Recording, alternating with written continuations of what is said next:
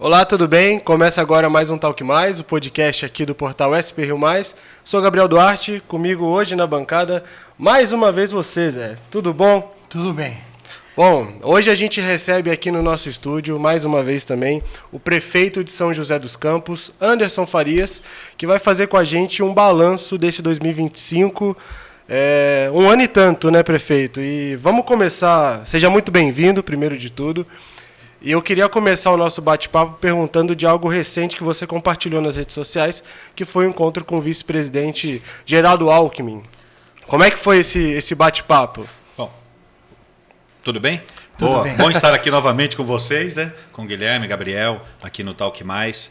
E tive com o vice-presidente, né? Com o Geraldo Alckmin, o Geraldo sempre um gentleman, né? Como a gente pode falar. Aliás, uma pessoa de uma memória também, né?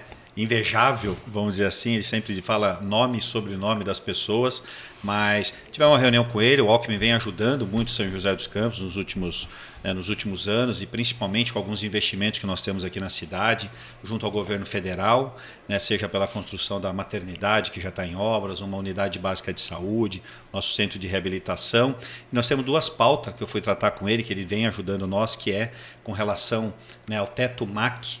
Teto MAC, o que é isso? Né? É o teto do histórico de serviços da saúde da qual o município realiza. Então, isso daí mexe com os repasses, né, de saúde, do fundo a fundo. Né? E nós já temos aqui já um aumento já reconhecido desde o ano passado, desde de 2024, já foi reconhecido esse aumento, 56 milhões, de 25 já foi reconhecido um outro aumento de 76 milhões e não recebemos ainda. Então, ele vem ajudando nós, né, a cidade, para que eu possa receber. A pauta foi uma das pautas, e a outra pauta com relação ao financiamento do novo modelo do sistema de transporte público, seja pela compra dos carregadores, que saiu agora, né, por empréstimo juntamente ao BNDES, é um empréstimo aí de 1%, menos de 1% ao ano, quer dizer, um valor que para o município é muito vantajoso desse investimento para que nós possamos fazer. Tem também investimento junto ao PAC, que é com relação aos terminais de integração, juntamente com novos pontos de ônibus também, isso faz parte de toda a estrutura. Junto ao BNDES, a empresa que está nos, né, fornecendo os ônibus, que são a locação, também tem o seu empréstimo, né, junto ao BNDES de parte dos 400 ônibus. Então, essa foi a pauta, nós conversarmos. Eles têm interesse no novo modelo de São José dos Campos, até como, né, esse novo modelo do sistema de transporte público é um modelo que eles veem, o governo federal vê como... Pode servir de exemplo. Não? Servindo como exemplo do modelo, seja do modelo jurídico que está sendo feito, seja do modelo de financiamento também que está sendo realizado. Então, tudo isso daí o governo federal vem acompanhando, e o Alckmin, né, até como vice-presidente, mas também ministro, né, da Indústria e de Desenvolvimento Econômico também, ele vem acompanhando esses dados, vem acompanhando as informações, então sempre divido com ele, até para que realmente possamos ser aí um exemplo e melhorarmos também, né? Quando a gente também é exemplo, a gente também consegue melhorar, consegue vir com novas ideias, consegue vir com novas inovações para a gente poder melhorar e implementar na nossa cidade. O que eu queria colocar, que deixa a gente até satisfeito de ver um contato de pessoas que não são do mesmo partido, né, numa maneira bem republicana de negociação. Queria que você comentasse um pouco essa necessidade dos políticos de esquecerem um pouco a questão partidária na hora da gestão. Guilherme, esse é um grande erro, né, que boa parte dos políticos cometem, né? Uma coisa é a campanha, onde você tem lá todo o teu processo, né, com regulamentações, com regras, né, fazer uma campanha com ética. Isso é algo também que no Brasil vem se perdendo. Eu vejo que a cada campanha vem piorando. É uma campanha de desconstrução, é uma campanha de ataques, é uma campanha de muitas mentiras. Tanto que é uma campanha que está ficando mais judicializada, né, ações, processos, né, ganha tempo de televisão. Então isso daí prova que tem alguma coisa errada, né, com essas questões. Mas e quando você acaba a campanha, seja lá quem foi, né, quem foi eleito, você tem que descer, todo mundo tem que descer do palanque. Todo mundo tem que descer do palanque eleitoral e vir para uma realidade que é ajudar a tocar a cidade. É uma pena porque você tem oposições que são oposições do quanto pior melhor, é oposição, né, que são os mensageiros do apocalipse, né, tudo está ruim, tudo está péssimo, tudo que é feito pelo aquele governo que foi eleito não presta, quer dizer, eles são os salvadores da pátria, tudo isso é muito ruim, todo mundo perde, né? Não só na política, que se perde credibilidade, porque tem aquele fator do, né, nunca fale mal tanto de uma pessoa que você depois não possa elogiá-la em algum momento. E também nem elogie muito uma pessoa que em algum momento você não possa criticar. Isso é um fato. Isso não é não só na política, na vida. Então, ter coerência, né, isso é importante, é o que falta muitas vezes na política. Então, quando a gente tem que, né, eu como prefeito, eu tenho que governar para todos. Eu não fico aqui na saúde perguntando quem é filiado ao partido ABC, quem vai para a escola, se tem preferência na vaga, quem é filiado em partido. Você governa para todos, né? O executivo, ele tem que ter esse papel de governar para todos. O legislativo, ele pode até escolher segmentos. Você pode ter um vereador que é de um segmento, né, X. E você vai lá falar com ele e fala, olha, eu defendo tal segmento, eu não tenho muita proximidade com esse segmento, né? Então ele pode defender segmento, mas ele tem que defender cidade também. Então é ruim quando você tem esse, não desce do palanque, né? Você fica ali no processo eleitoral e o cidadão perde, a cidade perde, todos perdem, a política perde credibilidade, o político não perde credibilidade, a oposição, né, ataca hoje para amanhã estar sentado do lado, aí a população olha e fala assim, mas como assim? Então, tá vendo? É tudo do mesmo, não é assim que a população acha? É tudo do mesmo fardo, é tudo farinha do mesmo saco. Então, assim, está errado. Não é, tem que ter transparência, tem que ter respeito. Não é porque eu estou sentado, né, com um governo que é um governo que é de partido de oposição, com um governo que, né, talvez eu não tenho ideologicamente nenhuma afinição. Isso não quer dizer que só porque eu sentei para a gente discutir pautas da cidade, quer dizer que eu concordo, eu já estou aliado. Né? Tem uma diferença enorme quando a gente tem pauta cidade. Então, falo isso hoje, o Geraldo, quantos anos fiquei ao lado dele no PSDB, hoje ele no PSB, eu no PSD, né, ele junto ao governo federal, que é um governo de um partido, né, que eu sou uma oposição ao governo, mas mesmo com o governo federal, mesmo sendo do PT, de forma alguma, se a pauta é cidade, eu vou tratar como cidade, nós vamos sentar em qualquer momento, eu não tenho problema algum de colocar a cidade acima das questões partidárias. Prefeito, esse novo sistema do transporte público que o senhor comentou, tem agora os ônibus elétricos e é uma das grandes pautas dentro da bandeira da sustentabilidade hoje no município. E eu queria saber, porque há pouco a gente teve a COP30, o secretário Marcelo Manara esteve por lá, o que se trouxe dessa grande reunião lá em Belém? O que a cidade vem planejando? Porque são muitas frentes, a cidade há pouco recebeu a certificação internacional, reconhecida pela ABNT, tem as iniciativas do carbono neutro, para transformar a cidade numa cidade carbono neutro. O que se trouxe lá de Belém? O senhor conversou com a equipe depois desse encontro lá? Sim. Aliás, eu estive em Belém, foi lá que nós recebemos a certificação da BNT. Somos a primeira cidade do mundo a ter a certificação 37125, que é de ESG. ESG, o que é ESG? O que é ESG? Né? Governança, sustentabilidade, né, e social. Né? Isso é muito usado hoje na iniciativa privada, mas trazer isso também para a iniciativa, né, para o poder público é importante. Nós já fomos recertificados novamente, já pelo 3º ano consecutivo, né, pela cidade inteligente, resiliente, sustentável. Isso quer dizer o que as certificações? Primeiro que não são prêmios, são certificações. São hoje mais de 410 indicadores que são acompanhados ano a ano. Né? A certificação ela tem vigência de 1 ano, então isso traz para o município também uma grande responsabilidade de acompanhamento das ações de políticas públicas, ou seja, as ações de políticas públicas que estão sendo implementadas, elas são eficientes, né, com relação à mudança da vida das pessoas, aquilo está chegando lá para quem de fato tem que, né, a política tem que chegar e tem que mudar para melhorar a vida. O planejamento da cidade está de acordo também com todas as regras, legislações e também olhando para o futuro, para a melhoria. Nós podemos falar aqui, por exemplo, de bairros que estão em processo de regularização, que ainda vai por alguns anos ainda finalizar esse processo.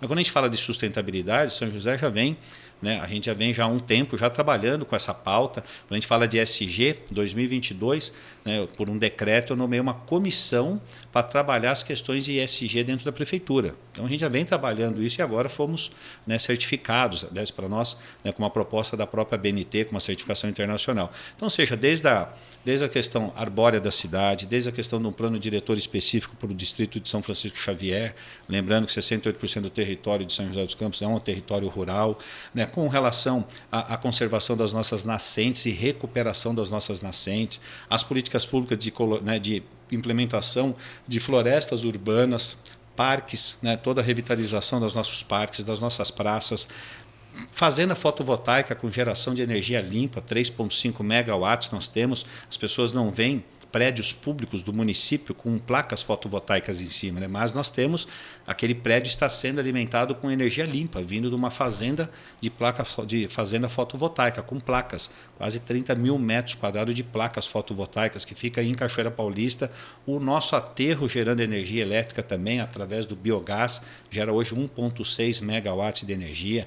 A frota da Guarda Municipal, primeira frota do Ocidente de segurança, 100% elétrica, primeiro corredor com ônibus 100% elétrico, que é a linha verde. Hoje nós fazendo a transformação de toda a nossa frota até setembro do ano que vem. Somos a primeira cidade a termos um inventário de emissões, quer dizer, isso dá para nós informações para que a gente possa trabalhar para chegar no emissão zero, né? Quer dizer, na emissão de carbono, a gente chegar na emissão zero, seja com a troca da frota dos ônibus. Então, são várias ações, né? Desde o nosso CCZ, ter lá, por exemplo, né, os dispositivos lá para a gente poder tratar os dejetos e transformar em gás, né, que são os biodigestor. Nós agora acabamos de ganhar do Consulado de Israel também 10 biodigestores para ser colocados em escola, ou seja, aquele resto de alimento, né, vai para o biodigestor e vai gerar gás de cozinha. Então você vê como várias ações que são modelo para o poder público, isso também traz eficiência para o poder público, economia, onde a gente pode investir mais também em outras áreas, mas traz também um modelo que a gente pode replicar, seja para as demais outras áreas do poder público, mas seja também para a iniciativa privada, fomentando. Por exemplo, nós temos uma lei que fomenta a instalação de placas fotovoltaicas para aqueles comércios, né, que geram um emprego só, né, que são os MEI, que geram um emprego só. Ele tem 12 mil reais de incentivo para poder colocar a placa fotovoltaica. Você imagina para um empreendedor como esse, a diferença que faz a conta de luz. Ele tem lá aquela estufa de salgadinho, que seja ali uma mini lanchonete, então faz uma diferença. E para as entidades sociais, né, 20 mil reais para ela poder instalar as placas fotovoltaicas. Então é fomentar também a iniciativa privada, né, com políticas públicas. Então a gente tem essas ações e lá na COP, o que a gente aprendeu na COP? Está todo mundo preocupado com a questão do meio ambiente, mas tem que deixar de ser, né, preocupações de cartas de intenção e ser ações. Fica, né, muito ações no campo efetivas. das ideias, né? Isso. Essa coisa. Tem que trazer, né?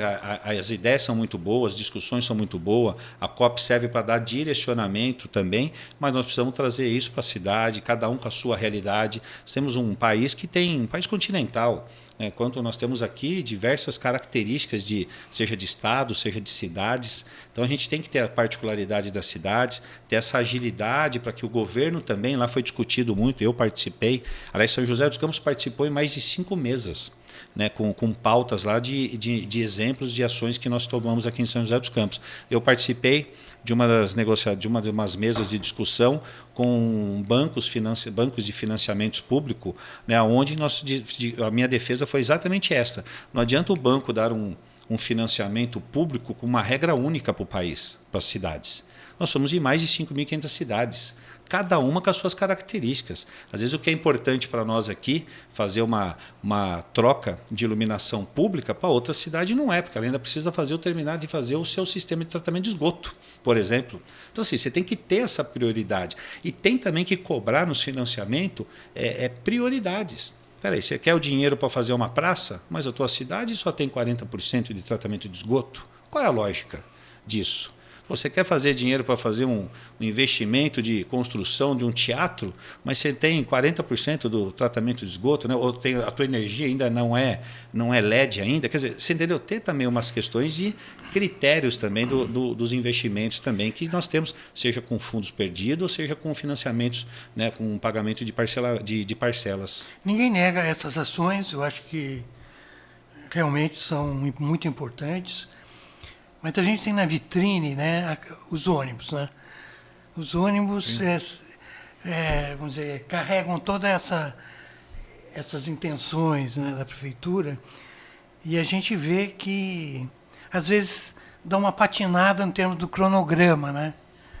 O que acontece com a questão dos ônibus, que não é uma coisa fácil de fazer, mas o que acontece que alguns prazos não são cumpridos, daí adia não sei o que, adia mais.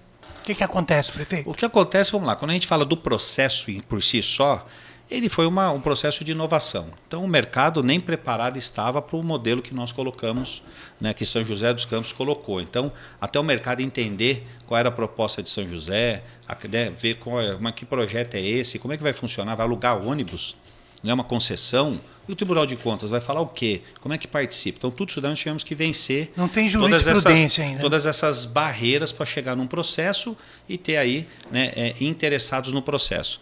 Outra questão é os prazos que nós damos. A gente faz um planejamento com prazos, né? E aí a gente acaba, às vezes não é obrigatório, nós temos aí os 400 carros que tem que ser entregue até setembro, então nós fizemos, lógico, um planejamento de entrega, 20, 30, 40, 80 veículos, mas também, por outro lado, é um problema bom. Ô Zé, eu falo que é um problema bom. Se eu pensar do lado de cidade, é ruim porque nós tínhamos um planejamento para receber os veículos.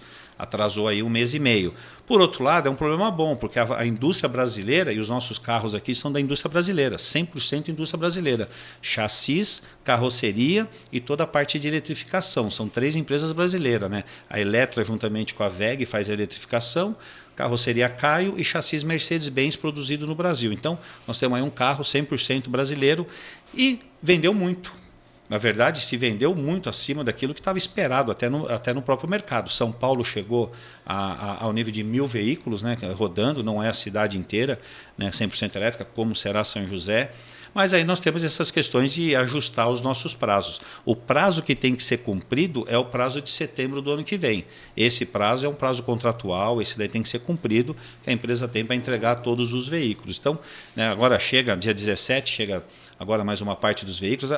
No mês de dezembro agora chega mais 15 veículos. Março agora está esperando para a próxima remessa, porém já há algumas acenos da empresa dizendo que vai antecipar, mas a gente não vamos falar prazo, que se antecipar, depois o Zé vai me cobrar esse prazo. Viu? Eu tenho que falar sempre o prazo maior, mas brincadeira à parte. Mas acontece isso. Hoje, na verdade, não tem esse risco, não tem essa... Né, é um problema bom do ponto de vista porque está vendendo. Isso daí é algo que está no mercado brasileiro, né? A troca das frotas estão sendo incentivadas. São José dos Campos se orgulha porque nós partimos na frente, quando a gente colocou uma frota da Guarda 100% elétrica, quando a gente começou aqui o primeiro corredor de ônibus 100% elétrico, com 12 veículos articulados, que é a linha verde. Então, isso daí para nós, né, a gente saiu na frente.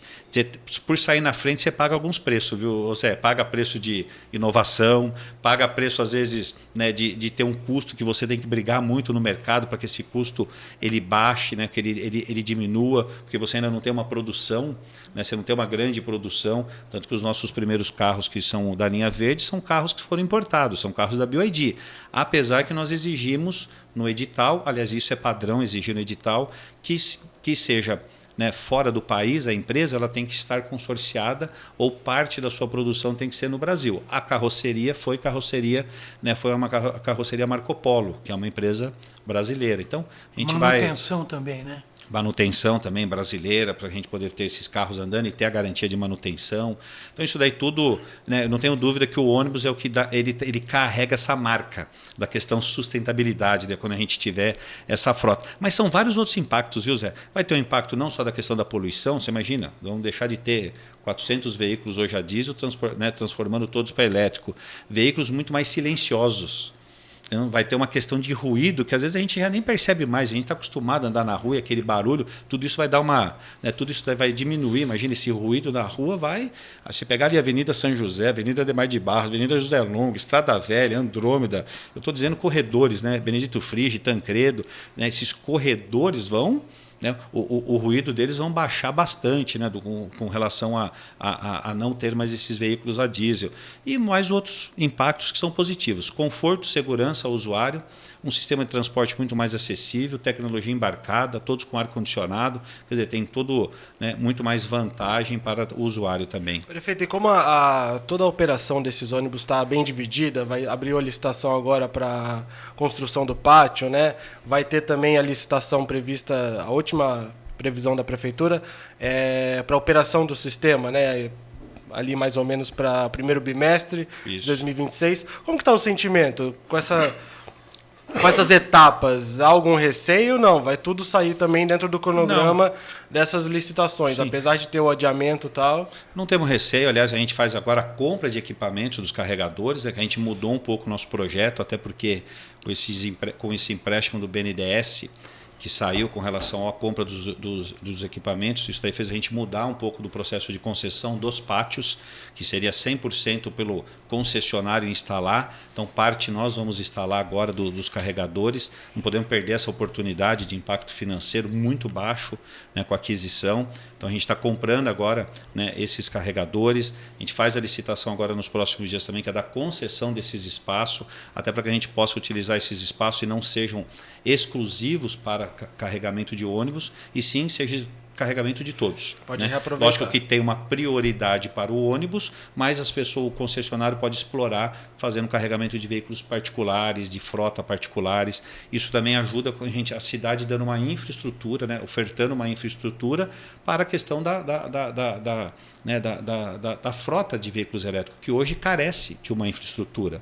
Hoje, esses 15 ônibus que estão para chegar, eles vão ser carregados a princípio também no Pátio Sul, né? Que Pátio Sul. Lá no Pátio Sul a gente já tem já os carregadores. Nós temos 6 carregadores lá de alta potência que já carregam já os carros da linha verde. Isso. Até 80 veículos, aqueles carregadores conseguem dar conta. A gente consegue fazer os carregamentos deles lá.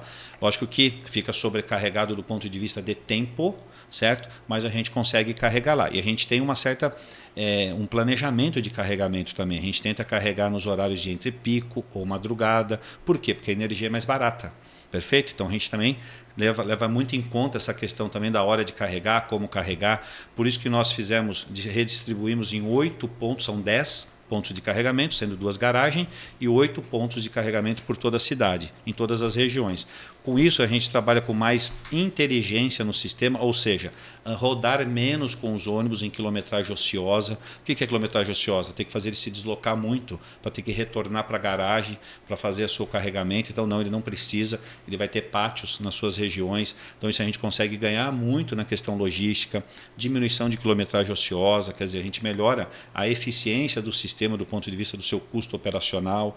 Um veículo elétrico ele tem um custo de manutenção muito menor do que um veículo a diesel, né? Isso a gente já pode, né? Hoje a gente tem essa comparação até pelos carros que nós já temos andando, né, hoje na frota, que é os 12 VLPs, que já são 2 anos e meio que estão já rodando na cidade, na frota. A gente tem todos os comparativos de desgaste de pneu, de freio, de baterias, né, de peças, de manutenção. Então, tudo isso daí a gente já tem tudo isso muito bem planilhado. Aliás, a gente divide essas informações com muitas cidades, viu, Zé? Essas informações a gente tem tudo planilhado, a gente divide com as cidades, até para que elas possam fazer os seus estudos, né, de viabilidade econômica, da despesa de comparação carro diesel, carro elétrico.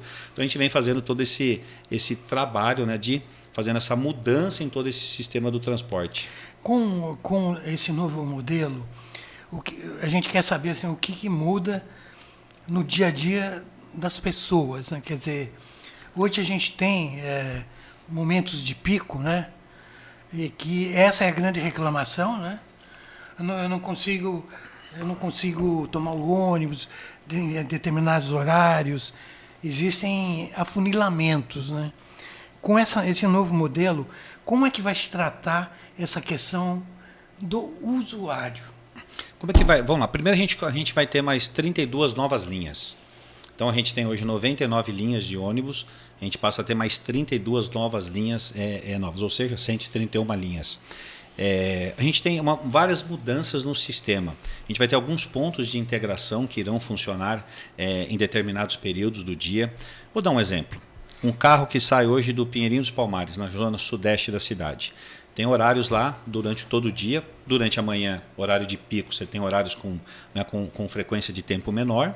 Depois, no entrepico, você tem com frequência um pouco maior. Mas esse carro sai de lá, do Pinheirinho dos Palmares, e vem para o centro, certo? O dia todo. Isso vai mudar. Durante o pico, ele vai ter essas linhas durante para o centro, até com carros maiores. A gente passa de 5 veículos, tira a linha verde, estou excluindo a linha verde. A gente passa de 5 veículos articulados para 24 veículos articulados. Então, os veículos articulados, que são grandes veículos, né, esses aí vão fazer toda a operação nos horários de pico. Passou o horário de pico, você encosta esse veículo. Dando um exemplo novamente, voltando para Peninos Palmares, no horário de pico, linha centro da cidade. No horário entre pico, ele já não vai vir para o centro, ele vai parar na região, ele vai parar ali no Putim, onde vai ter um ponto de integração, onde ele vai se conectar com os veículos ali do Putim, do Santa Rosa, do Santa Júlia, para poder vir para o centro. Então você faz um sistema com muito mais inteligência, você consegue otimizar o sistema e dar mais velocidade, porque quando eu pego esse carro e retorno, eu paro com ele no Putim e retorno com ele para o Pinheirinho dos Palmares, aí quando eu estou retornando, eu estou atendendo o corredor inteiro, a Vila Adriana, todos os bairros que você tem, o Pernambucana, todos os bairros que você tem ao longo desse trajeto. Você dá mais condições com mais oferta. Hoje existe interesses dentro das regiões, ou seja, o Peninos Palmares, Vila Adriana, Pernambucano tem interesse na região do Putim, porque é onde está a UPA, onde está o BS, onde está o centro comercial, onde está a geração de emprego, certo? Também tem esse interesse. Então, você começa a dividir bem essas linhas. Na Zona Sul, por exemplo, a gente cria mais linhas que irão rodar apenas na região sul. Ou seja, você tira esse passageiro de dentro de veículos que são veículos de corredor.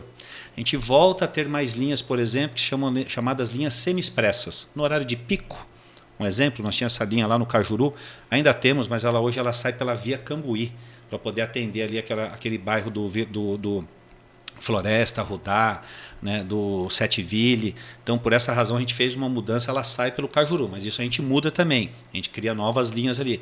Mas é uma linha que sai da estação de conexão, para nos pontos de ônibus até a Tancredo Neves. Quando ele entra na Tancredo Neves, ele não para mais nenhum ponto, nem para desembarcar e nem para embarcar, ele só para no hospital municipal, para poder fazer embarque e desembarque. E do hospital para frente, ele faz o embarque e desembarque. O que isso quer dizer? São linhas que o passageiro já pode escolher. Não, eu vou nesse carro aqui porque ele chega mais rápido. Não, eu vou naquele carro porque eu vou descer na Vista Verde. Não, eu vou nesse carro aqui porque ele vai ser um carro que vai integrar aqui dentro.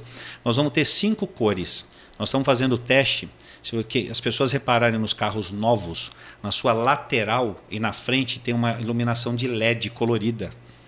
Né? Ali nós vamos ter 5 cores. Então essas cores estarão muito bem chamativas do veículo. Não me recordo muito as cores, mas é azul, amarelo, verde, roxo e não me recordo a outra cor. Essas linhas vão caracterizar o que esse ônibus faz. O ônibus, vou aqui só exemplificar, tá? Não vai ser o ônibus azul, com a cor azul, né? Ele é o carro que só vai andar dentro do bairro, dentro daquela região. O ônibus com a cor amarela é o carro que vai passar pelo centro da cidade. O carro com a cor, né, com a cor verde é o carro que sabe que você vai sair da região leste e vai lá para a região sul. Então, assim, ele troca de região, né, sem passar pelo centro. Então, você tem várias mudanças no sistema. E a gente passa a utilizar os corredores, via oeste, via norte, via Cambuí. Né? Linha Verde fase 2, que a gente inicia as obras agora em breve também, que é uma nova ligação, né, do centro da cidade, ou seja, da zona sul da cidade até o Parque Tecnológico. Então a gente tem muitas mudanças no sistema, não só de mais oferta, de mais veículos e veículos maiores no horário de pico, sistema de integração, as vans vão deixar de andar nos corredores. Hoje a van concorre no corredor. Você tem um ônibus e uma van andando na Avenida São José. Isso não tem lógica. Eles estão concorrendo entre eles. Então as vans vão para onde? Vão para os bairros. As vans vão para os bairros. Por que van no bairro? É um carro menor, mais ágil, mais rápido, consigo dar mais viagem, não agride a casa, não agride a rua. Porque quando você põe um carro de 13 metros pesado andando em algumas ruas, ele agride a rua. E não há aquela necessidade de ter aquele carro. Então a gente faz um modelo também diferente e as vans passam a ser integradas ao sistema. Ou seja, paga-se apenas uma passagem. Hoje quem usa a van e o ônibus paga 2 passagens, então passará a pagar uma só. E nós vamos ter o cartão mobilidade. O cartão mobilidade vai trazer também muitos benefícios para o usuário do transporte público, né, onde vai ser um cartão multiuso, né, é um cartão bandeirado, como se fosse um cartão de banco, é um cartão bandeirado, mas é um cartão de mobilidade da cidade, onde você vai poder usá-lo em todos os meios de... Vai servir para bicicleta, patinete, táxis, aplicativo, a pessoa vai se utilizar e vai ter serviços ali que ele vai poder escolher para ter dentro do seu cartão. Então a gente muda também essa questão, mas as mudanças, né, as principais são as ofertas que nós damos em horário de pico. Final de semana a gente aumenta o número de viagens. Hoje em São José a gente já tem uma demanda, por exemplo, de madrugada. Hoje a gente tem 3 linhas, a gente está passando para 7 linhas e vamos chegar a 10 linhas de madrugada. que andam ali entre meia-noite e 4 horas da manhã. O pessoal da balada precisa... Também, né? Mas tem muito trabalhador, viu, Zé? Tem muitos Urbanova, trabalhadores. né, Você vê, recentemente... Urbanova, né? São detalhes, detalhes não, são fatos, e aí eu divido sempre as informações que eu tenho. Urbanova, só com a inauguração daquele mall que teve lá agora, com a sua ampliação, ele gerou 80 empregos que param de trabalhar às 23h30. Só que quando o comércio fecha às 23h30, você concorda que eles ainda ficam mais um período ali no comércio? Você tem que, né, até arrumar tudo, desmobilizar, tirar o último, tirar o último cliente que fica lá enrolando na mesa, pôr a cadeira, fazer aquela limpeza. Nós estamos falando ali que ele está saindo de lá meia-noite e meia. Olha como que... E quais são os desejos desses 80? É para a cidade toda, né? Os 80 não estão morando no mesmo lugar, né? Então, assim, a gente está fazendo também novas linhas, já fizemos mudança, já aumentamos a nossa oferta. Estou dando Urbanova como um exemplo, mas a região central, Urbanova, Avenida Andrômeda, onde tem um comércio forte também de noite. Então a gente vem fazendo também essas mudanças no sistema. Perfeito. E prefeito, você já falou de concessão, um dos grandes temas também da atualidade no município, e hoje os vereadores na Câmara votam a concessão do Parque da Cidade. Para explicar para a população as etapas disso, porque quando foi anunciado há algum tempo o projeto de roda gigante, todas aquelas coisas que podem ser colocadas dentro do parque como atrativos e novas ferramentas para a população, o que vai acontecer? Aprovando hoje na Câmara, quais são os próximos passos? A lei é sancionada, então qual que é a previsão para que a licitação seja aberta e então a gente tenha uma empresa interessada em pegar esse projeto e botar dinheiro lá no parque? A concessão aprovando na Câmara Municipal, concomitantemente tem também um processo de aprovação junto ao Condefat, que está já no seu final para sair o parecer, porque aí a gente consegue assinar o convênio. Então tem aprovação da Câmara hoje, estamos nos prazos finais já do Condefat, emitiu já seu parecer, apenas agora precisa publicá-lo.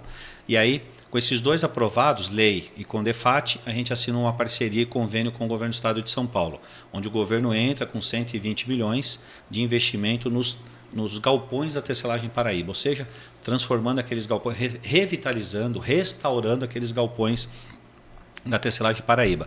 Toda a parte de projeto, isso já tudo aprovado, juntamente ao próprio Condefat, a todos os órgãos, né, de patrimônio, tombado.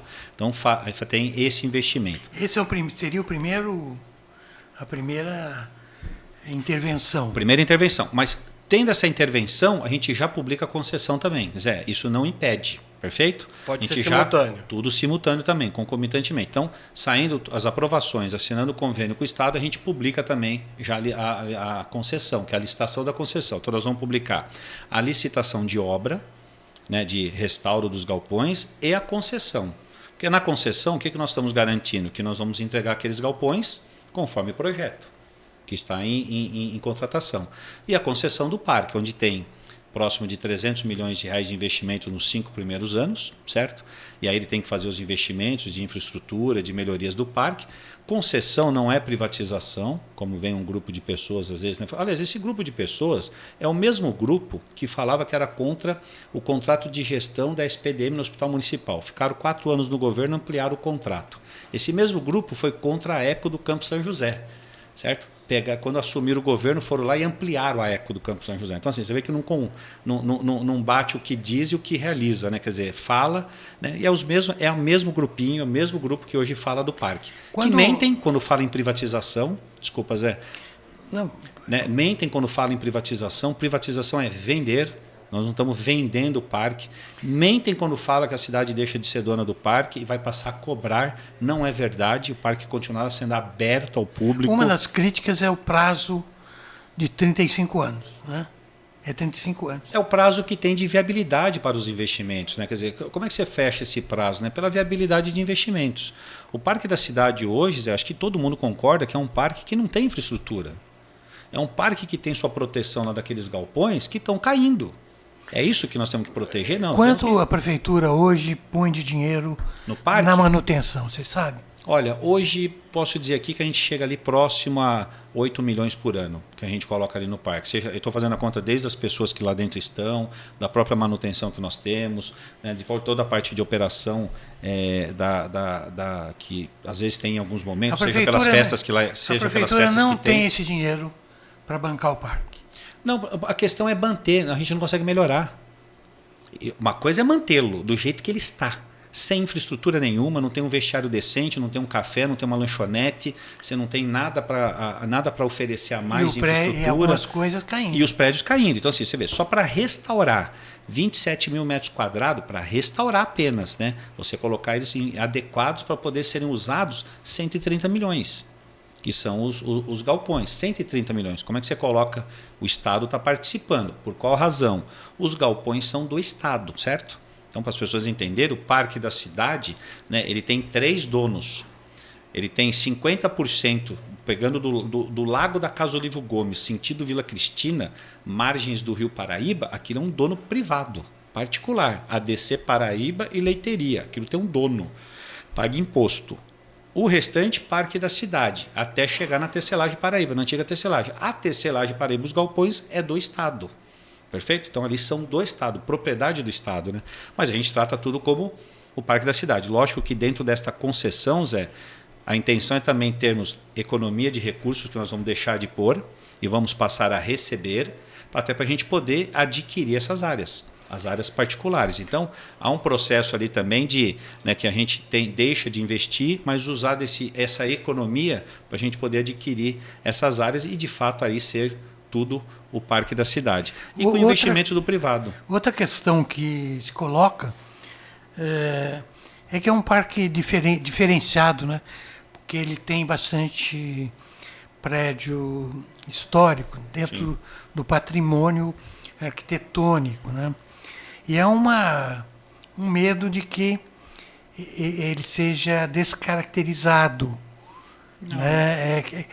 As pessoas querem garantia de que o patrimônio não vai ser dilapidado pela empresa que vencer a licitação. Vamos lá. Primeiro que o projeto, vamos lá. Primeiro que quem vai fazer as obras dos galpões é a prefeitura, né? Aliás, a prefeitura vai contratar uma empresa. Os projetos de obras já foram aprovados pelos órgãos competentes que cuidam dos prédios tombados, né? O último agora é o Condefat. O próprio Condefat, por exemplo, pediu uma alteração, que a gente mudasse algumas colunas para poder manter uma parte do telhado, foi alterado. Muda também a passarela sobre a linha do trem, né, para ela ficar com uma característica mais, né, remetendo ao passado, a coisa mais ok, foi feito. Então, assim, tudo isso foi construído em conjunto, então não tem o porquê ser descaracterizado. E o uso daquele espaço, ele continuará sendo voltado para a cultura. Centro de convenções, que a cidade precisa ter esse espaço. Isso, aliás, a cidade e a região carece de um espaço de centro de convenções. Também escolas de arte, uma escola de música, a Fundação Cultural continuará lá dentro, todos os demais outros órgãos que tinha lá, porque você lembra, lá tinha várias. Era pedaço do esporte, CETESB, Polícia Ambiental, arquivo de não sei quem, arquivo de não sei quem mais. Era um monte de... Isso tudo nós tínhamos. Aliás, uma cooperativa que tinha trocentas empresas junto com essa cooperativa, que era tudo, não era uma cooperativa na verdade. Enfim, tudo isso a gente foi resolvendo ao longo desses últimos anos, né? Foi resolvendo assim, foi tirando, foi desocupando os espaços, foi deixando livre, né? Fomos retirando, fomos colocando novos espaços para os órgãos públicos que lá dentro estavam. Só a Fundação Cultural que fica, né? Ela continua lá até porque tem as características de se manter toda essa parte cultural do parque, né? Da gente usar melhor o parque. Eu estou fazendo aqui o papel de advogado do diabo porque eu tenho ouvido dos dois lados os seus argumentos, né? Um deles, por exemplo, é que o espaço num parque, as pessoas vão procurar também contemplação. E o projeto inicial apresentado era meio pirotécnico, cheio de coisas. Então as pessoas que têm essa ideia de que o parque é um lugar de descanso, de tranquilidade, de passeio, teme que se torne uma coisa insuportável desse ponto de vista. Sim. Porque a empresa que vencer é uma empresa que vai buscar lucro. e às vezes lucro meio que vale tudo. Essa é uma das críticas. Vamos deixar uma coisa clara, né? A concessão não permite que a empresa faça tudo o que ela quer. Perfeito? Ela tem tudo que ela for fazer, ela tem que pedir aprovação do município. Então, lá como é um parque que tem outras características que não só o município tem regulamentações, como tem patrimônio histórico, prédio tombado, área verde, meio ambiente, nós temos outras regras lá. Então, ela tem que fazer aquilo que a lei permite, ela tem que fazer aquilo que o município vai autorizar. Então, não é porque ele tem a opção da concessão que ele pode fazer o que ele quiser. Não, tudo que ele fizer, ele tem que pedir autorização para o município e tem que ter as aprovações legais. O que a gente mostrou desde o início no processo, tem uma roda gigante, isso vai ter que ser aprovado. Qual a posição dela? Tem que ter uma contemplação de utilizar melhor aquelas áreas verdes, né? Uma contemplação, por exemplo, no Rio Paraíba. Que acesso a gente tem do parque para com o Rio Paraíba? Por que não ter algo navegável ali no Rio Paraíba, que contemple e se integre com o parque da cidade? São essas propostas. Por que não Aras, né? Lá na ponta, que é uma área que pode ter isso daí, que é algo que tem característica com a cidade, algo que tem que não tem aqui muito na região, que aliás tem muito na região, né? Seja de hípicas, de cuidadores de cavalos. Então, essas são interessante essa coisa do Aras. Essas são propostas, porque né? existia um Aras. Existia já um Aras. Então, não é uma coisa que vão implantar. Então, isso que nós colocamos são propostas, né? Por exemplo, dele construir um cinema, dele construir o teatro, a gente volta com o projeto do teatro, o espaço está lá, dele também poder fazer um mall, né, para poder ter ali uma infraestrutura de atendimento, cafés, né, lanchonete, restaurantes. Esses usos, isso é o que ele vai explorar no sentido do que ele vai vender, perfeito? Você vai tomar um café, está lá dentro, você vai ter que pagar. Então, esse daí é onde ele explora. Mas tudo que ele tiver que fazer, por exemplo, existem regras do Jardim Buller Marx, que ele vai ter que cumprir. Aliás, vai ter que melhorar, vai ter que fazer melhor do que nós, né? Refazer. Nós fazemos hoje, né? Refazer muita aqui parte. Nós refazer, né? Também. Por exemplo, nós fizemos agora, aliás, falando do parque, né, eu acabei de assinar uma parceria com o governo do estado de São Paulo, com a Pinacoteca. Pois é, a Pelos Pinacoteca... próximos 3 anos, a gente deve ter ações da Pinacoteca na Casa Olívio Gomes. Então, vai estar acontecendo todo o processo de concessão, toda a parte, né, legal de contratação, formalização, início de operação, e a Pinacoteca vai estar fazendo investimento de restauro da Casa Olívio Gomes e ter atrações da Pinacoteca também, né, que hoje que acontece em São Paulo, teremos também na Casa Olívio Gomes. Essa coisa da Pinacoteca está meio enrolada, não está? Não, tá nada. Hoje finalizou. Está enrolado porque a gente ficou 1 ano negociando com eles, viu, Zé? E aí também, vamos lá.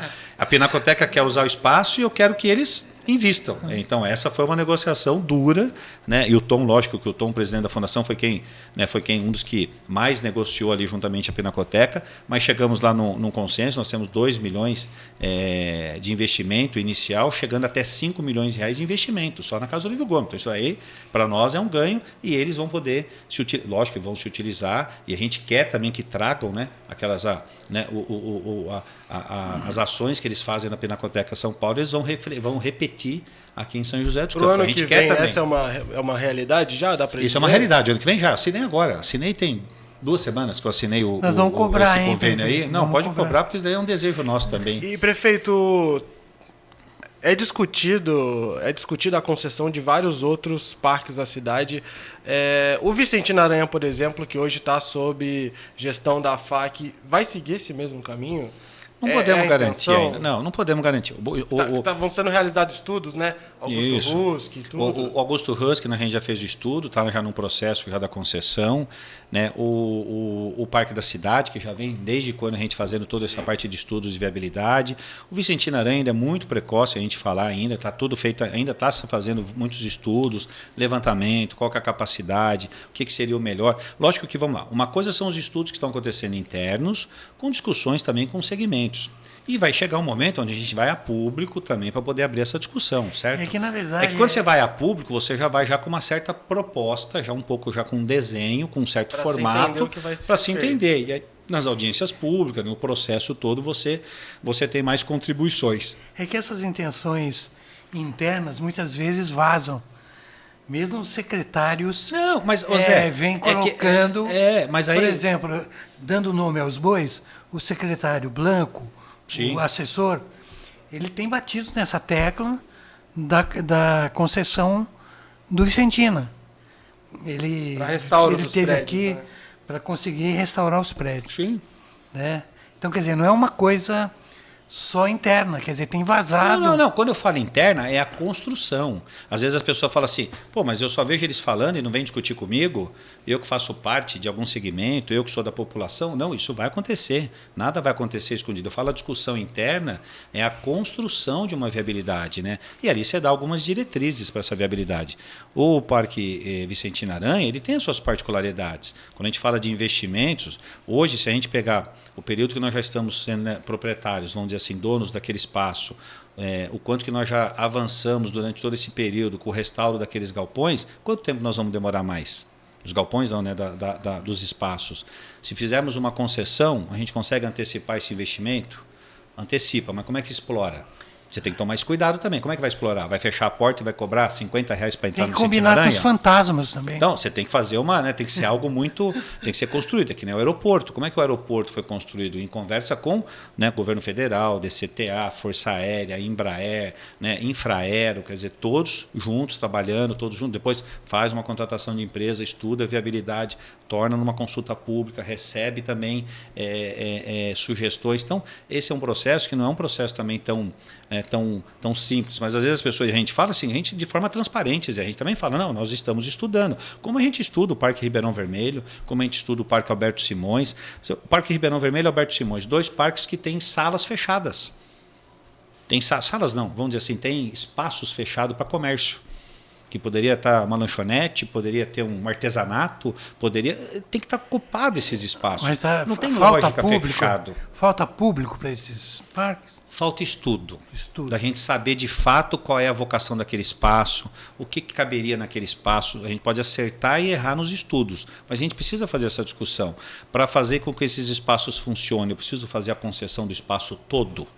Eu acho que não. Se a gente pegar o Parque Alberto Simões, por exemplo, né, o Parque Ribeirão Vermelho, por exemplo, eu acho que não, mas isso tem que vir no estudo. O Parque Alberto Simões tem outra característica. Lá você tem, né, espaço com brinquedos não, espaço com de radicais lá, de esportes radicais, tirolesa, escalada, tem uma pista de MTB, que é somos uma das poucas, acho que talvez a única cidade do país que tem um parque com uma pista daquela de MTB, né? Então, MTB é mountain bike, né? Uma pista de bicicleta com rampas, né, para o pessoal treinar. Então, assim, tem essas características, mas tem que estudar cada parque. Que eu falo, Vicentino Aranha não é nenhum compromisso meu de fazer com que ele fazer a concessão dele, mas é um compromisso da gente olhar para o futuro também. E aí, entendeu? Olhar para o futuro, ver aquilo que realmente é viável. Né? Hoje, o Vicentino Aranha, sob o contrato de gestão, ele é com investimento público. Né? Nós temos lá investimento público, ele é gerido com dinheiro público. Né? Então, a gente tem que fazer essa conta. Como é que a gente pode antecipar os investimentos? Né? Hoje, com toda a parte que nós já tentamos, seja com as fundações, de adotar os espaços, de fazer com que aquele... Pô, a gente precisa daqueles espaços. Imagina aquilo tudo. Vamos falar aqui, Zé, eu penso às vezes, e eu não tenho problema nenhum, pensou num hotel? Aí vai a gente falar assim, como assim um hotel? Mas por que não pensar? Não é um hotel de 200 quartos, 100 quartos, uma coisa menor, mas que tem uma característica diferente, né? Que nem a igreja. Um hotel boutique. Né? Vamos falar a capela que nós temos lá dentro, lá, a fila de anos para a realização de casamentos. Né? As pessoas sonham em ter aquele casamento num local maravilhoso. Né? Então, assim, tudo isso é como é que a gente pode explorar. Né? Quando a gente fala explorar, fica parecendo pejorativo, né? Do explorar. Não. Como é que a gente pode explorar de forma inteligente, que seja uma infraestrutura melhor. Né? Quando a gente fala de infraestrutura, é ter uma infraestrutura melhor. Né? Você vai no parque da cidade, qual a infraestrutura que tem? Você com uma criança pequena. Né, de um local para você trocar, dar um banho, um vestiário, um banheiro decente, quer dizer, algo, né, uma segurança melhor, porque aí cabe tudo isso ao concessionário de ofertar esse tipo de serviço. Prefeito, já que a gente falou em Vicentina, acho que o senhor não falou para a gente ainda sobre FLIM. Não dá para passar batido, porque foi um tema que mobilizou aí a imprensa, ganhou uma perspectiva nacional, né? Acho que todo mundo sabe dessa polêmica do cancelamento da FLIM, adiamento, né? E houve uma segunda FLIM, que a gente pode dizer que foi bastante esvaziada do ponto de vista de público, né, bem abaixo e com outras características. Eu perguntaria, o que fazer para a FLIM não morrer e continuar e voltar a ser o que foi, depois desse episódio, disso que aconteceu? Olha, primeiro, Zé, é uma pena que hoje tudo se utiliza para a política. Né? Hoje tudo se utiliza para os extremos. Né? Teve uma das convidadas, né? Convidadas não, contratadas, né? Porque convidado vem de graça, né? O contratado, pago, né? Paga, que teve uma frase infeliz da qual ela fez.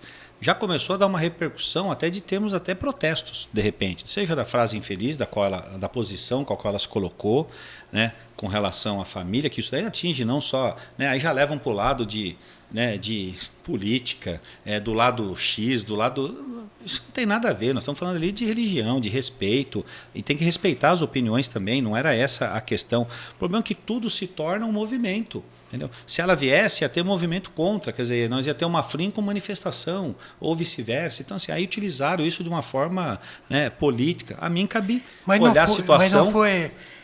não surgiu... a polêmica não surgiu justamente na política, quer dizer, não foi um vereador da oposição que, de alguma maneira, pressionou a prefeitura para que o senhor tomasse essa decisão? Vamos lá. Como é que ele me pressiona se a minha decisão foi antes da fala dele? É meio estranho isso daí. Não dá para...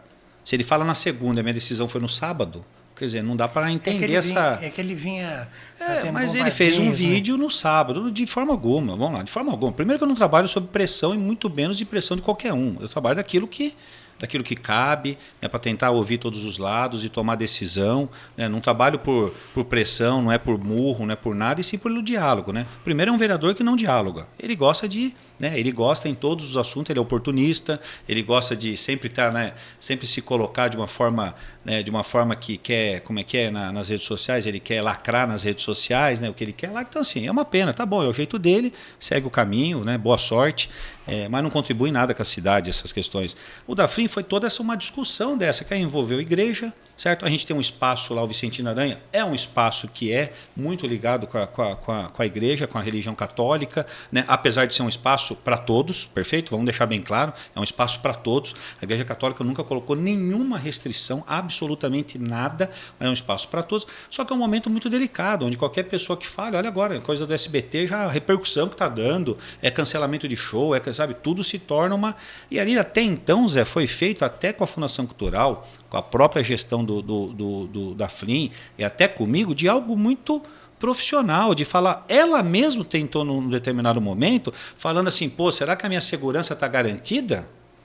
Entendeu? Ela mesma chegou a fazer esse comentário, pô, vamos fazer numa boa, parou, não vem, tá bom, a gente não cria o problema, pode ser? Bom, pode ser. Foi tudo tratado desta forma, de uma hora para outra, tudo se transformou numa coisa, numa bola de neve. Não vou mais, eu também não vou. Então, assim, tá bom, paciência. A mim caberia tomar uma decisão ali, mesmo porque nós estamos falando de recursos públicos, nós estamos falando de recursos privados, com patrocínios direto. Aí patrocinadores da feira já começaram a retirar também os seus patrocínios, alguns retirando não só o patrocínio, mas proibindo o uso da sua marca, certo? Que não queria ver a sua marca dentro de um processo desse. Então, foi isso que aconteceu, tem que tomar uma decisão. Primeiro a gente tem que põe o pé no chão, tem que tomar mais cuidado com relação a essas questões. E é sempre assim, né? Quando, né, tem um lado que pode tudo, porque é liberdade de expressão, o outro lado não pode nada. Eu não estou discutindo isso daí, lá é um espaço democrático, lá é um espaço, mas tem que se tomar cuidado com algumas manifestações, mesmo porque a manifestação dela não foi feita lá dentro. Vamos falar, não foi feita lá dentro. Foi uma manifestação que ela fez e não foi nem política, foi uma manifestação conceitual daquilo que ela defende, que ela fez na imprensa, só que aquilo leva tudo para um lado do extremismo. Né? Então, e fica uma coisa... Se a gente virar essa página... Agora, o que tem da FLIM, que aí me chamou a atenção, aí é comigo, aí vem como administrador, de não ter espaço para as pessoas da cidade. Espaço dos nossos profissionais da cidade. Eram 18 pessoas participando em mesas de debate, nenhuma daqui. Nenhuma daqui. Eu sou a favor de trazer gente de fora, tem que trazer renomes, isso não tenha dúvida. Mas é na hora de um evento que você tem que também dar oportunidade para os nossos também, seja para os nossos escritores, seja para os nossos, né, produtores, seja para os nossos... Tem que dar essa oportunidade para eles. Então, eu concordo. Tanto que a Flim... Tem que tomar cuidado, eu acho, com essa questão de não ficar uma coisa que não permita justamente essas ideias de fora. Né? Zé, o problema é que... Não, sim. Então, por isso que eu estou falando, não sou contra trazer gente de fora, o que a gente precisa ter é um misto. Tanto que na primeira Flim, ela foi cancelada, e eu cancelei sábado e domingo. Sexta-feira aconteceu. Todo mundo que estava programado para se apresentar, se apresentou. Público cheio, por quê? Porque eram com crianças. Era tudo voltado com as escolas. E isso aconteceu na sexta-feira, de forma muito tranquila. Para mim, é o que interessa. É com criança, é com os nossos jovens, é a questão da cultura, é levar realmente essa cultura para as nossas crianças, jovens e adolescentes. E sem ficar com essa discussão.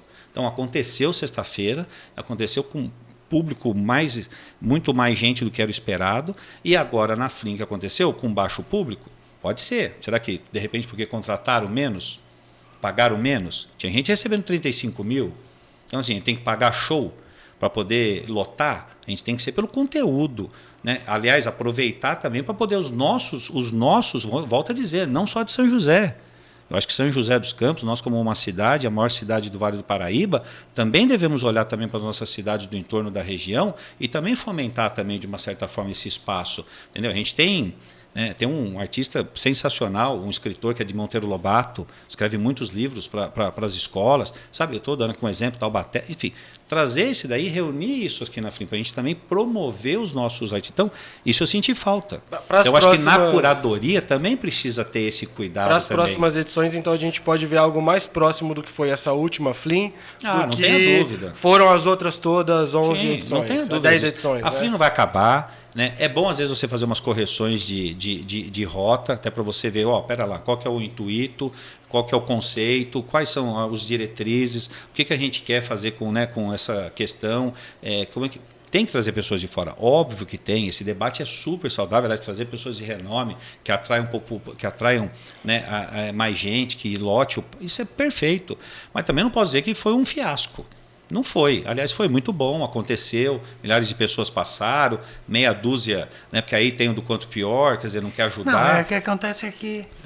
Mas assim, comparado... A comparação é até porque a data já não foi mais a mesma, a divulgação também já não foi mais a mesma, que já teve um período muito menor de divulgação. Foi feito às pressas então, assim, então você tem uma outra... Né, foi feito também com uma outra realidade. Outra coisa, a gente teve que aproveitar muitas coisas daquilo que já tinha sido contratado, quantos empreendedores lá já estavam prontos para poder fazer aquela Flim, nós tivemos que retroagir, né, mudar a data, passar para frente. Então, assim, teve toda uma adequação também de todo o calendário, mas o que a gente precisa realmente é rever, tomar cuidado, tem que ter esse cuidado. Hoje em dia, Zé, é aquela coisa...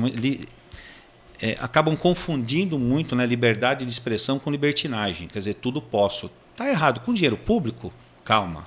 Dinheiro público é dinheiro público, sai do bolso da Dona Maria, que acorda às 6 horas da manhã, trabalha o dia inteiro para colocar comida na casa dela, ela, marido, e muitas vezes ela sozinha. Nós precisamos tomar cuidado com relação de recursos públicos, como é que funciona. É só isso daí, né, e não levar para esse lado que a gente está vivendo um momento tão delicado, vamos dizer assim, né, extremo, né, que o que fala, às vezes é complicado.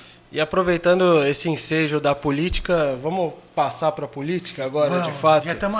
Eu achei que já tinha acabado já a política. Não, política não. Política tá para começar também, porque ano que vem a gente tem eleição, né, prefeito?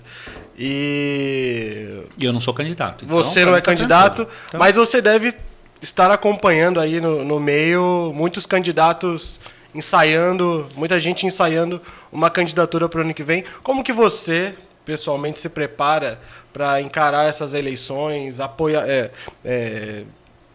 a gente da sua base? Quem você acha, por exemplo, que deve sair candidato? E a gente, em 2022, teve uma representatividade no Vale do Paraíba como um todo baixa, né? Na Câmara dos Deputados, na Lesp. Você acha que isso pode mudar? Esse cenário para as próximas eleições deve mudar? Olha, Gabriel, eu espero que sim. Eu sou a favor de uma reforma eleitoral né, para fazer principalmente né, principalmente o voto distrital. Eu sou a favor do distrital misto, né, sempre defendi essa tese. Enquanto nós não temos, a gente podia praticar, né? Ter a lei é obrigação na reforma eleitoral, né? Como a gente não tem essa obrigação, por que a gente não pratica? É fácil praticar, é só votar nos candidatos que são daqui da região. Falar que não tem candidato, né? A região costuma ter aí em torno de 35 a 45 candidatos. Aliás, deputado estadual e federal chega a 60, 70. Vamos falar, chega a 60 candidatos, 70 candidatos na região do Vale do Paraíba e Litoral Norte. Será que nenhum? Né? Quer dizer, serve, eu preciso buscar candidatos, às vezes, de fora de São José, que nunca pisaram em São José, nunca pisaram na região. Vamos lá. Primeiro, eu vou fazer uma campanha forte olhando dessa forma, e mostrar para a população, mostrar para o eleitor o quanto isso faz falta. Representatividade. O quanto faz falta de termos deputados na Assembleia ou na Câmara dos Deputados Federal, de pessoas que têm conexão com a cidade, com as regiões, que olhem para a nossa região, que não é para trazer emenda. Emenda emenda de deputado é... Como é que eu posso dizer que é emenda? O que é emenda? Emenda sabe, é troco. Emenda é uma coisa que... tá aqui, ó, tá aqui 1 milhão. Tá. Não é isso. Tem que ter gente lá para defender a região. Defender políticas. Infraestrutura, políticas públicas, mexer no orçamento do Estado. Ir lá e falar, não, Estado, aqui, ó, você tem que colocar dinheiro aqui. Ó, eu quero 20 bilhões, 1 bilhão para colocar de vicinal na região do Vale do Paraíba, porque lá nós temos produtores, tem que escoar. Eu quero infraestrutura para poder fazer atendimento de saúde. Eu tenho que transportar não sei quantos mil pacientes todos os dias para outros lugares para fazer exame, precisamos colocar hospital aqui, precisamos aumentar o nosso regional. Isso sim, aí você mexer com política pública, isso falta. Né? Isso falta. Eu ligo para qual deputado para ir para Brasília para conversar com o Alckmin, para poder falar sobre teto MAC? Tem que ir eu. Aliás, eu tenho um funcionário em Brasília. São José dos Campos tem um funcionário em Brasília. Tem um escritório, nós temos um assessor em Brasília. Ele fica dentro da FNP, da Frente Nacional de Prefeitos. A gente paga para... O que ele faz lá? Fica dentro dos ministérios, vendo os projetos que são lançados pelo governo. Por que São José está sendo beneficiado em vários empréstimos, em vários projetos aprovados? Nem todos empréstimos. Muito com fundo perdido. Ou seja, dinheiro que vem de investimento na cidade, que a cidade não vai pagar nenhum valor desses valores de investimento. Integra algum Por quê? projeto. Porque né? nós temos uma pessoa lá que trabalha todos os dias, fica batendo lá na porta dos ministérios. Ministério, como é que está? Cadê o projeto? Saiu, vai sair um projeto, vai sair um plano, né, de investimento. A gente já faz o projeto, deixa o projeto pronto. Os nossos projetos são muito bem feitos. Nós temos um corpo técnico da Prefeitura de São José, seja de engenheiros, né, seja na mobilidade urbana, por exemplo, enfim, em qualquer área, no planejamento, no social, qualquer área. Então a gente apresenta projetos. Tem uma pessoa lá, nós precisamos ter deputados. Pessoas que de fato defendem a nossa região, que defendem a nossa cidade. Então, lógico, aqui vamos ter os candidatos que serão do meu partido, terão os candidatos que são dos partidos da qual faz parte da coligação, que aí para mim eu quero que, né, do meu partido seja eleita, de outros partidos também seja eleito, quero que sejam eleitos. Né? Quanto mais, melhor. Isso chama representatividade. Eu já digo isso há anos, é só olhar para o interior. Olha para Campinas, olha para a região de Ribeirão Preto, São José do Rio Preto, olha quantos deputados tem lá. E veja quais são os investimentos. Veja lá os investimentos de infraestrutura, de sistema viário, por exemplo, de infraestrutura de rodovias, certo? É muito melhor do que o nosso. Não estou entrando no mérito aqui da Tamoios, que é uma grande obra do governo do Estado de São Paulo, olhando para o porto, olhando para o crescimento. Isso ainda vai ter, não só para ir para a praia, para se divertir, isso ainda vai ter muito efeito positivo ainda de crescimento, de desenvolvimento da nossa região. Mas nós precisamos de mais. Né? Então, assim, isso falta, porque falta essa representatividade. O ano que vem é o ano de oportunidade. Não tem lógica o candidato mais votado em São José nunca botou o pé em São José. Qual a lógica disso? Então, assim, eleitor, nós precisamos conscientizar. Então, quem defende voto distrital, porque aí você tem um representante, não tem como você votar fora, vamos praticar. Você que defende voto, é só praticar, vamos praticar ele, é só praticar, é pegar, será que 70 candidatos? Não precisa estar escrito, né? Não precisa estar escrito, a gente pode praticar, ou seja, quais são os candidatos da nossa região? Quais são os candidatos de São José? Né? Vamos colocar aqui, será que não tem nenhum candidato a gosto, né? Vamos dizer assim, a gosto que eu digo, né? Que eu tenha uma afinidade, falar, ele defende aquilo que eu penso, ele pode ser um bom representante, vamos votar nele? Não é possível, né? 60, 70 candidatos que nós temos entre deputado estadual e deputado federal. Então, a gente agora começa todo o processo, né? Eu digo que hoje tem muito mais candidato do que vaga, né? Isso é normal, agora o processo vai se afunilando, né? Vai se afunilando agora, principalmente agora no começo do ano, tem os prazos daqueles que estão em funções para descompatibilizar até abril, né? Depois tem um processo de convenções partidárias, que aí realmente vai né? Começa já a se ter as chapas montadas de deputado estadual, federal, é uma eleição de presidente, governador, senador e o ano que vem acho que a eleição é para 2 senadores, né? Que a cada 8 anos, né? Cada 4 anos é de uma vaga e 2 vagas, nós vamos ano que vem com 2 vagas, né? E deputados federais e deputado estadual. Então, acho que é o momento da gente também conscientizar, trabalhar muito essa questão da conscientização. Aliás, onde eu passo, onde eu estou, né? Em todas as reuniões que eu participo, eu sempre falo sobre esse assunto, da necessidade, da importância que isso tem, não é para o prefeito que está, é para a cidade mesmo, de você ter realmente representantes que defendem, né? Hoje nós temos, né, lógico que tem um deputado federal, que é o Milton Vieira, que é do Republicanos, hoje ele está licenciado, ele está secretário, né, numa pasta na Prefeitura de São Paulo, na capital, então ele teve que ali, né, num chamado de missão do próprio partido, né, para ajudar lá na capital, ele está lá, mas é um deputado, ele foi, né, eleito, só foi ele eleito aqui da região, né, ele ainda ajuda aqui, nós posso falar aqui, tem duas escolas em obras que são de 7 milhões em valor aproximado cada uma, foi valores que ele conseguiu lá de infraestrutura, quer dizer, não é emenda, é valores de investimento, então a gente precisa de mais disso, né? Não, né, investimento, infraestrutura, né? Brigar no orçamento, Guilherme, né? Chegar lá e falar, não, tem que pôr no orçamento aqui, ó, do Estado, tem que pôr aqui na transferência de recursos aqui para os municípios, no governo federal, isso nós estamos precisando, e a oportunidade que nós temos é o ano que vem. A gente estava conversando aqui sobre a candidatura a prefeito, né? Que São José tem uma tradição que secretário vira prefeito, né? Mais ou menos. Mais ou menos, né? Não, a gente tem vários exemplos, né, prefeito? Uhum. Eu queria entender se o senhor vê a possibilidade dessa regrinha funcionar novamente dentro das pessoas com as quais o senhor tem trabalhado. Não vejo, viu, Zé? Ainda não vejo nenhuma regrinha, viu? Na verdade, eu não vejo nenhuma regrinha, de verdade mesmo, não consigo. Né? Se eu parar para pensar, eu não consigo pensar. Né? Assim, acho que ainda tem o tempo ainda, até a cabeça também não está nessa. Aliás, nem eu, nem toda a equipe não está nessa. Nós estamos terminando agora o primeiro ano ainda de mandato, tem mais 3 anos ainda, né? Lógico que fala assim, mas tem que pensar. É muito cedo ainda, tem a eleição do ano que vem, o resultado da eleição do ano que vem muda também, pode mudar todo o quadro também, pode despontar novos nomes, né, de repente, dentro do processo, né, tudo pode, né, acontecer. Você tem que levar os processos eleitoral que ele não deixe impactar de forma negativa, porque é um complicador as eleições, são eleições majoritárias, nada com o município, mas impacta com o município. A própria legislação impede de realizar convênios, impede de fazer repasses a partir de um certo período, né, tem a discussão e debate político, que aí você tem aqueles candidatos que não vai querer ser deputado. Ele só quer ir para ficar na mídia. Aí você também tem esse problema também. Você tem aqueles que não quer ser deputado. Ele só quer ser candidato, né, para poder ficar na catapulta. Ou para ele ficar se lançando, aí ele fala, vou lá para encher o saco do prefeito e dos vereadores, porque depois que eu vou ser candidato, talvez prefeito ou vereador. Então o que ele quer é isso. Então ele não quer ser deputado, aí ele sai. Isso também é uma pena. Isso também é uma coisa que... Né, a gente fala, tem uns candidatos, quero que todos saibam, porque querem ser deputado, tem plataforma, se for eleito, tem uma proposta como deputado federal ou estadual, mas muda o quadro, pode, né, aparecer, despontar, seja candidato ou não, dentro do próprio processo, então a gente ainda não pensa ainda. A fórmula ainda não está montada, viu? É sempre bom repetir a fórmula, né? Mas de repente você tem que mudar a fórmula, é matemática, viu, Zé? A gente tem que mudar a fórmula de vez em quando.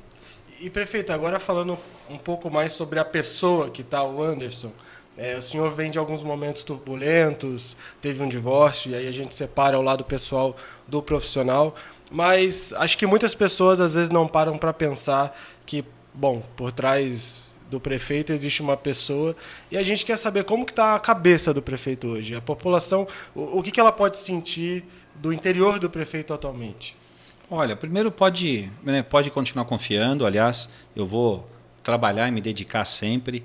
Lógico que o problema pessoal, primeiro que eu não tenho como separar, né? E também não consigo separar até pela pessoa pública que eu sou, né? É difícil separar. A coisa né? vaza. As pessoas, né, têm é normal, não dá para falar que, né, não deveria ser normal, mas como que você separa? Como é que você, né, e até porque você tem um uso político muito forte às vezes dessas situações, né, aí começa-se vários outros usos, tá vendo, se aproveitou, beneficiou. O que eu posso dizer aqui, garantir que nunca fiz nada para beneficiar absolutamente ninguém, né, das questões minhas pessoais, erros que eu cometi, não tenha dúvida disso, né, outros também que eu não cometi, histórias que também foram contadas que não são verdadeiras, mas eu acho que tudo isso tem um momento certo, né, no momento no momento mais tenso ali, é difícil eu ter qualquer tipo de fala, é um assunto muito delicado, isso cabe muito a mim, a minha família, expõe minha família de uma forma também, tanto com os meus filhos, né, acabam sendo expostos, e a quem eu sempre vou estar protegendo, mas eu sempre, né, sou muito, né, peço sempre a Deus para me dar discernimento, né, me dê, né, tranquilidade para poder resolver as coisas, né? Então não foi bem assim como aconteceu, às vezes os fatos que foram narrados estão totalmente distorcidos, mas eu acredito que o tempo mostra a verdade, vai mostrando quem é quem. Para impactar com a prefeitura, eu tento o máximo possível sempre separar muito a questão da minha vida pessoal. É difícil porque eu sou prefeito 24 horas, 7 dias por semana, não consigo desligar. E também, Anderson, né, também. Mas também sou Anderson, 24 horas. Então, a gente tem que saber conciliar, mas é lógico não trazer isso, não deixar que isso afete, seja a minha rotina do dia a dia com a cidade, seja também da equipe que está ali, seja aquela equipe que está diretamente ligada comigo, seja aquela que está indiretamente também ligada, para que as coisas continuem funcionando, para que isso não afete. É um processo que é muito ruim quando você tem uma exposição, né, da sua vida, né, particular, mas volto a dizer, como separar isso daí, né, das pessoas? Lógico que você já tem, né, aí você já é condenado por um lado, de uma certa forma, por outro lado você também recebe muito apoio, mas o que eu acredito é no tempo, o que é verdade aparece. A verdade sempre existe três, né? A minha, a da outra pessoa e a verdade, né? Então assim, é uma coisa, mas tem coisas que realmente é uma única verdade, isso daí vai aparecer, seja pelo processo de quando foi dito da agressão, onde eu tenho oportunidade, jamais faria, imagina, longe disso, né? Seja hoje a violência, né, doméstica, ela não precisa ser a física, ela pode ser a psicológica, longe disso. Então, mas eu acho que tudo tem seu tempo para poder realmente, né, se provar, comprovar, entender também o porquê às vezes algumas questões aconteceram, mas é olhar para frente e dizer que, né, pode confiar que eu vou continuar trabalhando, né, até para honrar o voto que eu tive, honrar, né, a posição da qual me colocaram aqui, que foi através do voto. E no fim de ano o prefeito não tira férias? Não, vou direto. Aliás, eu aproveito o final do ano, as coisas dão uma diminuída, né? O telefone toca menos, viu, Zé? Não sei porquê, mas toca menos o telefone. O pessoal está na praia, não quer ficar falando muito de...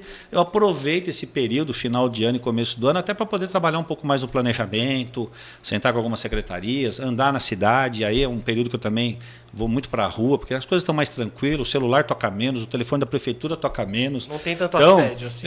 Né? E aí o telefone, essas coisas dão uma diminuída, as coisas final de ano, né, encerrando um exercício, iniciando outro exercício, mas é a hora que eu tiro também para poder dar uma caminhada a mais, sair um pouco mais nas ruas, ver alguns projetos novos para a gente colocar em prioridades, discutir um pouco em reuniões. Mas dá para pegar a bike de vez em quando, né? Não, dá para pegar. A bike faz parte também do serviço, viu, Zé? Se eu passar de carro na zona rural, por exemplo, eu não vou ver lá o que o pessoal me cobra de falar, tem prego aqui nesse chão aqui, de bicicleta eu enxergo, entendeu? Eu enxergo e pego no pé também do prego. Estou dando um exemplo, mas é a hora que eu também eu falo que eu passeio, né, ando de bicicleta, passeio, mas também acabo fiscalizando também, é muito bom, né, esse lado. Mas também agora é um momento que eu aproveito para também fazer essas passeadas de fiscalização. E o senhor desliga também um pouco do celular nesse momento? Não. Aproveita o... Celular não tem jeito, Não, né? Tem como? Não tem jeito, né? Celular é uma Tempo coisa... de uso vai lá em cima. Aliás, eu acabei de chegar, vindo de Brasília, paramos agora para tomar um café no restaurante, eu fiz um comentário na mesa, estava tomando um café, todas as mesas, todo mundo no celular, né? Uma coisa impressionante, né? Todo mundo. Vamos falar, tinha 9 mesas com pessoas todas no celular, é uma coisa, assim, virou uma ferramenta de trabalho também, né? Sabendo usá-la, né? É uma ferramenta de trabalho. Perfeito. Bom, mais alguma Muito questão, bem. Zé? Não, acho que já esprememos. Fechamos 2025? Esprememos bastante, né? Pô, até deu uma emagrecida aqui, pô, de tanto espremido que foi. Vamos nessa. Entendeu? Bom, Anderson, muito obrigado, Gabriel. pela participação. Obrigado, Gabriel. Obrigado, Zé. Obrigado. Mais uma vez. Aliás, um feliz ano. Né? Feliz Um feliz ano ano novo, novo, Feliz Natal. um Feliz Natal, que a gente possa renovar nossas esperanças, né? Até para recarregar baterias também para o ano de 2026. É um ano novo, mas é um ano também com seus desafios e que a gente consiga aí, nessas conquistas que nós tivemos no ano de 2025, faça um balanço de forma muito positiva do ano de 2025 para a cidade, pelas conquistas que nós tivemos, né, pelos desafios, mas a gente continuar olhando para frente. Vamos um ano eleitoral, um ano de Copa, então os desafios são um pouco maiores, mas não tenho dúvida que a gente vai conseguir passar um positivo, com muitas conquistas. E o Brasil ganha a Copa? Torço para isso, né? Poxa vida. Muito bom. Recebemos aqui então Anderson Farias, prefeito de São José dos Campos. Obrigado, Anderson, mais uma vez. Obrigado, Zé, Até a pela próxima. Parceria. Obrigado você também que assistiu a gente aqui até agora. Esse episódio do Talk Mais e todos os outros estão disponíveis no nosso site, sprriomais.com.br, no YouTube, no Spotify e nas outras plataformas de streaming. Até a próxima!